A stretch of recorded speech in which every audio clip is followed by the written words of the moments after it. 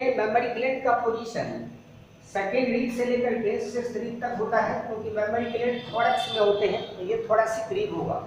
ये जो आपको रीड दिखा रहे हैं ना, ये सब क्या है, थोरैसिक रीड, यानी थोरैक्स का रीड होता है। सेकेंड नंबर से लेकर के सिक्स नंबर तक मेमोरी ग्लैंड का पोजीशन होता है। तो अगर हम मेमोरी ग्लैंड के बारे में अगर बात कर रहे हैं, तो हम आपको समझा दें कि मेमोरी ग्लैंड का पोजीशन क्या होगा। तो आंसर है मेमोरी ग्लैंड वन पेयर होते हैं, थोरैक्स में होते हैं और सेकंड से लेकर के सिक्स रीड तक होते हैं। तो पोजीशन होगा second to six thoracic rib, ये इसका एग्जैक्ट पोजीशन होता है मेमोरी ग्लैंड का थोरैक्स में। मेमोरी ग्लैंड एक्सोक्राइन ग्लैंड है।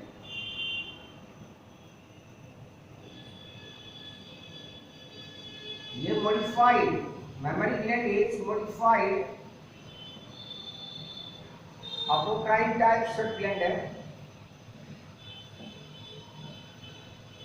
अपोक्राइन टाइप स्वेट ग्लैंड होता है। स्वेट ग्लैंड का ये मॉडिफिकेशन होता है, और वो भी अपोक्राइन ग्लैंड। अपोक्राइन का मीन्स होता है कि जितने भी सेक्रेटरी सेल्स होंगे उसके अपर पार्ट में मिल्क जमा होगा, और मिल्क सेक्रेट करने के बाद जब ये उसको रिलीज करेगा, अपर पार्ट ब्रेक हो जाएंगे, तब आप इसको कहेंगे अपोक्राइन टाइप स्वेट ग्लैंड। याद रखना, आप अपर पार्ट में सेक्रेशन स्टोर होगा और सेक्रेशन को रिलीज करने के समय में इसके अपर पार्ट ब्रेक हो जाएंगे, तो नेम हो जाएगा अपोक्राइन टाइप। दूसरा है कि ये मेमोरी ग्लैंड डेवलप्ड होते हैं फीमेल में, developed and functional in female and non functional और वेस्टिजियल इन मेल। मेल में क्या हो जाता है, ये वेस्टिजियल हो जाता है। और फीमेल में जब प्यूबर्टी का एज आता है, उस समय में मेमोरी ग्लैंड का फॉर्मेशन स्टार्ट होता है, तो आप उसको कहते हैं थैलार्की। तो याद रखना है कि थैलार्की के फॉर्म में ये स्टार्ट होता है। तो ये डेवलप्ड फंक्शनल कहाँ होंगे, तो फीमेल में, और वेस्टिजियल या नॉन फंक्शनल कहाँ होगा, तो आंसर क्या होगा, मेल में। आप पढ़ते होंगे कि मेल में भी कभी कभी फीमेल के जैसा ब्रेस्ट का डेवलपमेंट हो जाता है, जैसे एक्रोमेगाली। आप पिट्यूटरी का एब्नॉर्मलिटी पढ़ते हैं पिट्यूटरी ग्लैंड के लिए, तो वहाँ पर एक्रोमेगाली आता है कंडीशन, जहाँ पर कि फीमेल लाइक ब्रेस्ट हो जाता है मेल में और लैक्टेटिंग हो जाता है मेल। तो वो एब्नॉर्मल कंडीशन है। नॉर्मल कंडीशन में मेमोरी ग्लैंड केवल फीमेल में डेवलप्ड होंगे, मेल में डेवलप नहीं होंगे। अब है कि मेमोरी ग्लैंड किससे बना हुआ है, मेमोरी ग्लैंड में क्या है। तो मेमोरी ग्लैंड में आपको मिलेगा सबसे और साइड पर आपको मिलेंगे स्किन। स्किन से और नीचे आप जाएंगे तो आपको एडिपोज टिश्यू मिलेगा। एडिपोज टिश्यू अपने में क्या स्टोर करेगा, फैट को स्टोर करेगा, फैट स्टोर। आप देखिए सबसे बाहर का जो लेयर है ये स्किन है, और उसके नीचे जो आपको हम दिखला रहे हैं ये सब क्या है, एडिपोज टिश्यू है। ये एडिपोज टिश्यू है जो आपको यहाँ दिखला रहे हैं। लोब, मेमोरी लोब और मेमोरी लोब के बीच में भी आपको क्या मिलेगा, एडिपोज टिश्यू मिलेगा, यानी कि आपको फैट मिलेंगे। तो फैट स्टोर है यहाँ पर। फैट का काम होता है ब्रेस्ट के साइज को बढ़ाना, और दूसरा है कि जब कैंसर होता है ब्रेस्ट में, फीमेल के ब्रेस्ट में, तो जल्दी स्प्रेड आउट नहीं हो पाता है इसी एडिपोज टिश्यू या फैट होने के कारण। स्किन को इस एडिपोज टिश्यू से कनेक्ट करने का काम कौन करता है, तो ligament of Cooper. Adipose tissue एक कनेक्टिव टिश्यू है, ये भी आपको याद रखना जरूरी है। Adipose tissue is a type of connective tissue and ligament of Cooper. Ligament of Cooper connect skin to connective tissue. City means connective tissue. Connective tissue means adipose tissue. इससे इसको ये कनेक्ट कर देता है। तीसरा है लैक्टिफेरस या glandular tissue. Lactiferous tissue और ग्लैंडुलर टिश्यू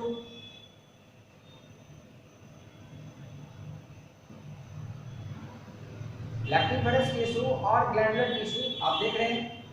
इसमें ये जो आपको दिखलाई दिया है लोब, लोब के अंदर में आपको दिखला रहा है मेमोरी एल्वेओलस, तो ये लैक्टिफेरस टिश्यू है। ये लैक्टिफेरस टिश्यू जो आपको दिखाई दे रहा है ये मेमोरी लोब के रूप में यहाँ पर मौजूद है, यानी इसके अंदर में ये मौजूद है। और मेमोरी लोब का नंबर 15 to 20 तक होता है, याद रखना 15 से लेकर 20 तक मेमोरी लोब होते हैं, जिसके अंदर में होते हैं मेमोरी एल्वेओलस। मेमोरी एल्वेओलस में मिल्क सेक्रेटिंग सेल्स होते हैं जो मिल्क सेक्रेट करेंगे, और वो मिल्क बनने के बाद मेमोरी डक्ट के द्वारा आकर के जमा हो जाएगा एम्पुला में। एम्पुला को आप कहते हैं लैक्टिफेरस सैक। इस सैक में आकर के मिल्क क्या रहेगा, स्टोर, यहाँ पर मिल्क स्टोर रहेगा।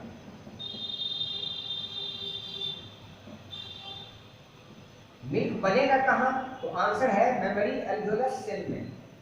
मिल्क स्टोर कहाँ होगा, तो आंसर है एम्पुला में या लैक्टिफेरस सैक में आकर के स्टोर हो जाएगा मिल्क। और याद रहे कि इस एल्वेओलस पर आकर के एक्ट करता है प्रोलैक्टिन नाम का हार्मोन, जो इसको मिल्क सिक्रीशन कराने में हेल्प करता है। तो प्रोलैक्टिन PRL, तो ये प्रोलैक्टिन नाम का हार्मोन जो पिट्यूटरी से आता है वही यहाँ पर मिल्क को सेक्रेट करवाता है। तो इस लैक्टिफेरस टिश्यू या ग्लैंडुलर टिश्यू में आपको क्या मिलेगा, तो आंसर है एल्वेओलस। और एल्वेओलस में होगा मिल्क सेक्रेटिंग सेल, और ये milk secreting cell milk secretion कराएगा under prolactin hormone, secrete milk during late pregnancy and lactation period,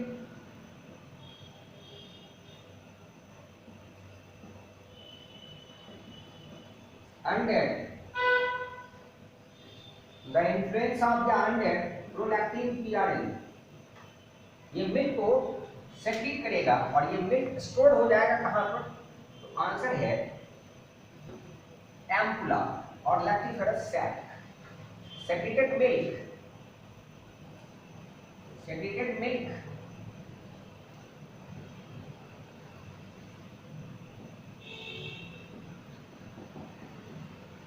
is stored in,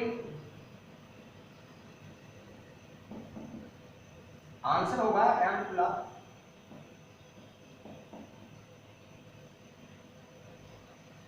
through इस होकर के आएगा तो आंसर होगा मेमोरी डक्ट।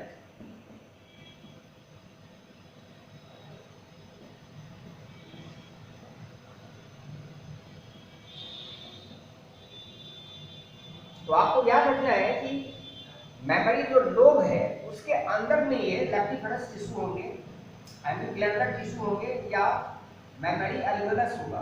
तो मेमोरी एल्वेओलस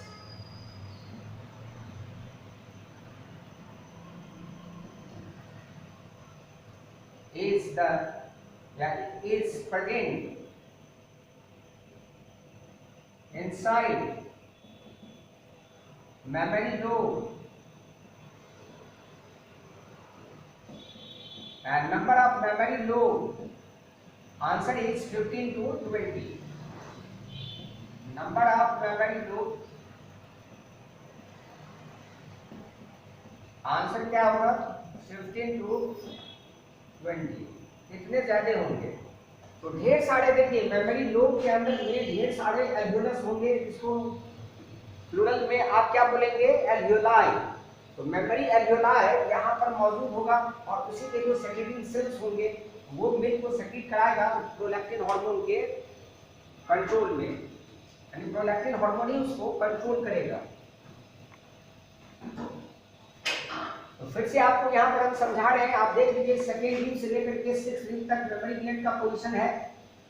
मेमोरी ग्लैंड बने हुए हैं किसके, तो आप देख लीजिए सामने में एडिपोज टिश्यू या फैट आपको मिल रहा है, दूसरा आपको लैक्टिफेरस टिश्यू या ग्लैंडुलर टिश्यू मिल रहा है, आपको स्किन मिल रहा है। मेमोरी लोब अपने अंदर में ढेर सारे मेमोरी एल्वेओलाई को रखते हैं। मेमोरी एल्वेओलाई में मिल्क सेक्रेटिंग सेल्स होता है, जो मिल्क बनता है वो मेमोरी डक्ट के द्वारा आकर के एम्पुला में स्टोर हो जाता है। अब देखिए एम्पुला से जो मिल्क बाहर आएगा वो आएगा ऑक्सीटोसिन हार्मोन के कारण, क्योंकि आप देख रहे हैं हर एम्पुला के चारों ओर आपको मिलेगा एक स्पेशल सेल जिसका नाम है मायोएपिथेलियल सेल, और मायोएपिथेलियल सेल को कंट्रैक्ट कराने का काम ऑक्सीटोसिन नाम का हार्मोन करेगा, और ये आएगा पोस्टीरियर पिट्यूटरी से, जबकि प्रोलैक्टिन आता है एंटीरियर पिट्यूटरी से, और ये तब सेक्रीट होगा, यानी ऑक्सीटोसिन तब रिलीज होगा जब एक बच्चा, जो नवजात शिशु होते हैं, जो न्यूली बॉर्न बेबी है, वो अपने मदर का निपल सकल करेगा। तो निपल पर आकर के देखिए जितने भी सैक है, एम्पुला है, वो एम्पुला एक छोटे से डक्ट के द्वारा, जिसका नाम लैक्टिफेरस डक्ट है, इसके द्वारा वो निपल पर आकर के खुलता है, और निपल को जब एक बच्चा अपने मुंह में लेके जब चूसेगा यानी सकल करेगा, तब मदर को स्टिमुलस मिलेगा, मदर के पिट्यूटरी ग्लैंड से ऑक्सीटोसिन रिलीज होगा, वो इस मायोएपिथेलियल सेल को क्या करेगा, कॉन्ट्रैक्ट कराएगा, कॉन्ट्रैक्ट कराने से जो स्टोर्ड मिल्क है वो रिलीज हो जाएगा। तो याद रखना है कि मिल्क सेक्रेटिंग हार्मोन, अगर आपसे पूछा जाए कि मिल्क सेक्रेटिंग हार्मोन क्या होगा, जैसे एग्जाम के लिए इंपॉर्टेंट क्वेश्चन होता है मिल्क सेक्रेटिंग हार्मोन, तो मिल्क सेक्रेटिंग हार्मोन आंसर होगा प्रोलैक्टिन। लेकिन मिल्क लेटिंग डाउन हार्मोन और मिल्क रिलीजिंग हार्मोन, मिल्क लेटिंग डाउन हार्मोन और मिल्क रिलीजिंग हार्मोन, तो आंसर चेंज कर जाएगा, अब आंसर होगा ओटी यानी ऑक्सीटोसिन। दोनों क्वेश्चन का अलग अलग आंसर है, मिल्क को कौन निकालेगा, तो आंसर होगा ऑक्सीटोसिन। और ये भी आपको समझना है कि ये ऑक्सीटोसिन तब तक एक्ट नहीं करेगा जब तक कि बच्चे का बर्थ नहीं हो जाता है, क्योंकि जब तक बच्चे का बर्थ नहीं होगा प्लासेंटा से सफिशिएंट प्रोजेस्टेरॉन और एस्ट्रोजन रिलीज होंगे जो इस ऑक्सीटोसिन को एक्शन लेने से रोक देगा। तो याद रखना है कि OT acts when progesterone and estrogen level becomes down after removal of placenta।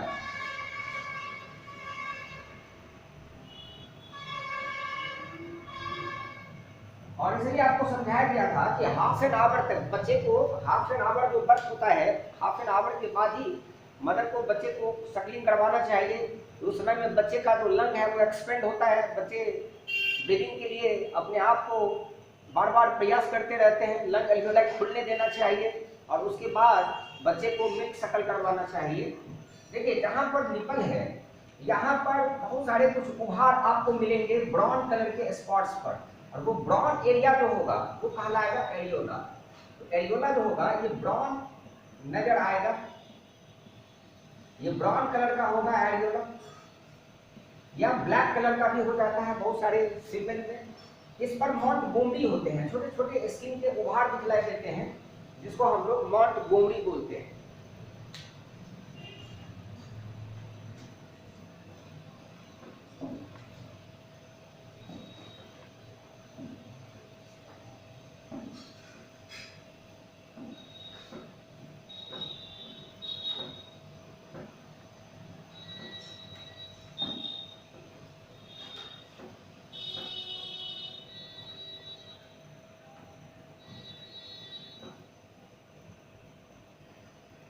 अब आपको ये समझना है कि मदर का जो मिल्क है, मदर मिल्क, जो मदर मिल्क सेक्रीट करती है, मदर मिल्क वो अमाउंट में 1 से 1.5 लीटर तक पर डे सेक्रीट करती है, 1 to 1.5 लीटर पर डे ये सेक्रीट करती है। और आपको ये याद रखना है कि मदर के मिल्क में ये होते हैं रिच इन प्रोटीन, प्रोटीन होता है इसमें, प्रोटीन ज्यादा होता है, लेकिन बट पुअर इन, लेकिन ये पुअर हो जाते हैं आयरन एंड कैल्शियम। आयरन या विटामिन सी कही, कैल्शियम नहीं, iron and vitamin C, sorry iron and vitamin C poor होता है ये मिल्क, मदर का मिल्क। कैल्शियम तो होंगे, आयरन और विटामिन सी नहीं होगा। तो अगर सोचिए, अगर एक बच्चे को कंटिन्यूअसली अगर मदर मिल्क फीड करवाती रहेगी तो बाद में बच्चे को आयरन और विटामिन सी की कमी होगी, जिसके कारण बच्चे को आयरन डेफिशिएंसी एनीमिया और या विटामिन सी के डेफिशिएंसी से स्कर्वी नाम का डिजीज हो सकता है।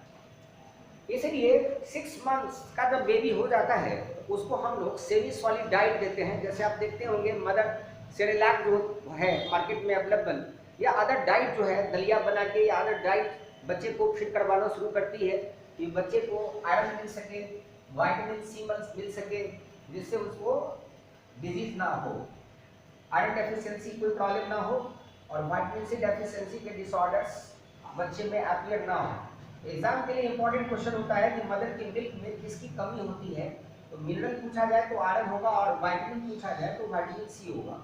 लेकिन फर्स्ट मिल्क, जैसे कि जिस दिन बच्चे का बर्थ हुआ, पार्चुरिजन हुआ और माँ अपने बच्चे को फर्स्ट टाइम जो मिल्क फीड करवाएगी कुछ दिनों तक, वो जो मिल्क होगा वो कोलेस्ट्रम कहलाएगा। फर्स्ट मिल्क जो होगा वो कहलाएगा कोलेस्ट्रम, और ये कोलेस्ट्रम का कलर थोड़ा सा येलोइश होगा, येलो होगा। ये कोलेस्ट्रम रिच होते हैं, रिच इन IgA। देखिए एक तो है कि मदर से प्लासेंटा के द्वारा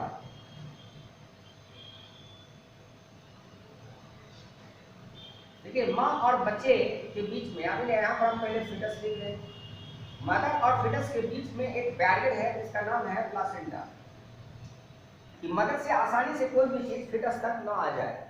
लेकिन बच्चे का इम्यून पावर स्ट्रांग नहीं होता है जब बच्चा अपने मदर के यूट्रस में होता है, या इवन आफ्टर बर्थ के बावजूद भी बच्चे का इम्यून पावर उतना स्ट्रांग नहीं होता है। तो माँ बिफोर बर्थ अपने बच्चे को क्या देगी, तो आंसर है IgG, जो प्लासेंटल बैरियर को क्रॉस कर जाएगा। जो प्लासेंटा का बैरियर हम यहाँ पर बना के आपको दिखलाए हैं, तो IgG क्रॉस प्लासेंटल बैरियर। ये क्वेश्चन है, प्लासेंटल बैरियर और क्रॉस करके बच्चे तक आएगा, ऐसा होगा बिफोर बर्थ। लेकिन आपको पता है कि प्लासेंटा जब बाहर आ जाएगा, जिसको हम लोग आफ्टर बर्थ बोलते हैं, बच्चे के जन्म होने के तुरंत बाद प्लासेंटा निकल के बाहर आ जाएगा, उसके बाद ये बैरियर खत्म हो गया और बच्चे भी बाहर आ चुके हैं मदर के यूट्रस से। तो उस समय में मदर अपने मिल्क के द्वारा जो कोलेस्ट्रम है, मिल्क जिसको आप कोलेस्ट्रम कहते हैं, जिसमें IgA है, इसके द्वारा ये बच्चे को, न्यूली बॉर्न बेबी को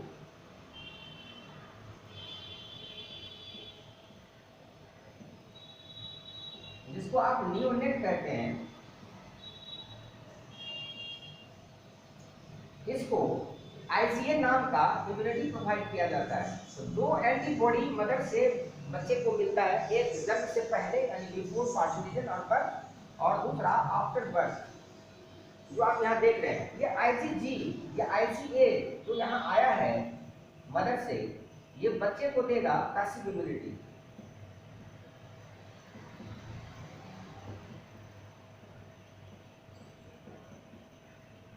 ये बच्चे को पैसिव इम्यूनिटी प्रोवाइड करेगा।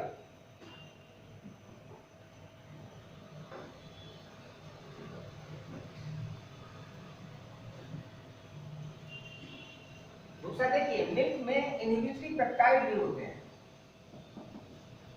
मिल्क इनहिबिटरी पेप्टाइड रखता है अपने में,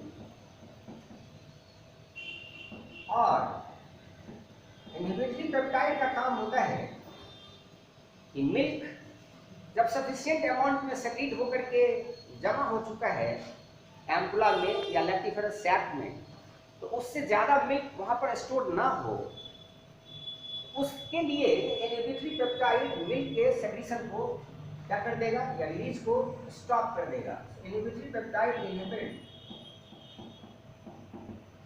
milk secretion when sufficient milk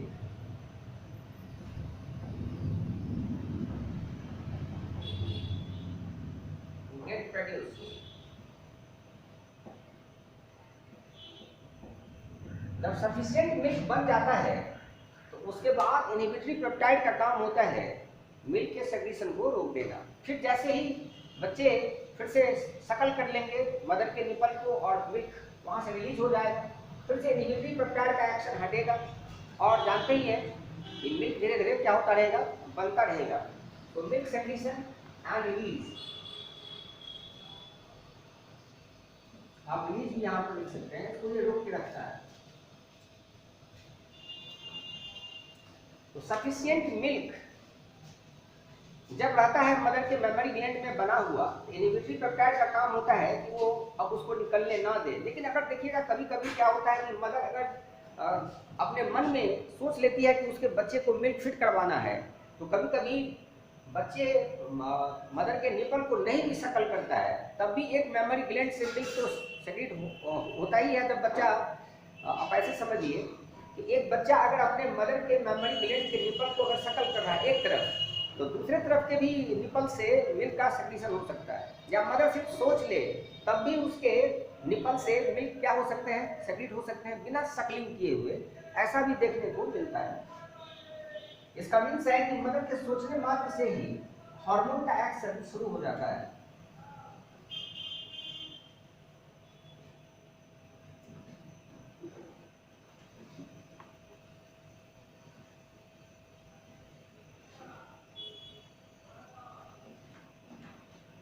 तो इस चैप्टर में जो पार्ट्स था वो सब डील कर दिया गया है।